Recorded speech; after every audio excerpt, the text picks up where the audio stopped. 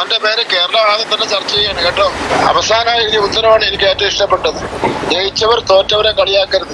ജയിച്ചവർ തോറ്റവരെ കളിയാക്കരുതെന്ന ഒരൊറ്റ വാചകം കൊണ്ട് മന്ത്രിയുടെ വരെ ഹൃദയത്തിൽ ഇടം പിടിച്ച 3ാം ക്ലാസ്സുകാരൻ അഹാൻ അനൂപ് നമുക്കൊപ്പം ചേരുന്നുണ്ട്. ഇത് എഴുതാൻ തോന്നാൻ എന്താ കാരണം? അത് ഞാൻ അങ്ങനെ കണ്ടിട്ടുള്ളതുണ്ട്. എന്താ കണ്ടിട്ടുള്ളത്? ബാസ്കറ്റിൽ നിന്ന് ബോളെടുത്ത് മറ്റേ ബാസ്കറ്റ് എറിയോ, അന്നേരം ഒരാൾ തോറ്റു ഒരാൾ ജയിച്ചു.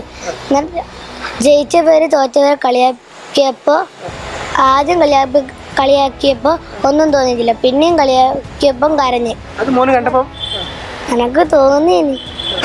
മനസ്സിലായോ? ശിവൻകുട്ടി. ആരെങ്കിലും പറഞ്ഞതാണോ അത് മോൻ തന്നെ എഴുതിയാണോ? ഞാൻ ഒറ്റക്ക് കണ്ടുപിടിച്ചിട്ട്. അപ്പോ ഹാപ്പി. സോഷ്യൽ മീഡിയയിൽ മോന്റെ അഭിപ്രായങ്ങൾ പോസ്റ്റ് ചെയ്തിട്ടുണ്ട് കേട്ടോ.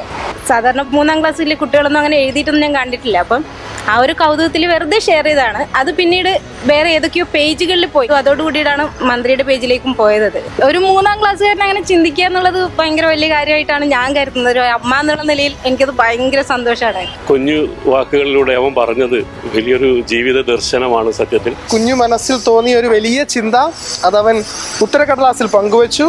അത് എല്ലാവരുടെയും ഹൃദയത്തിൽ ഇടം പിടിക്കുകയും ചെയ്തു.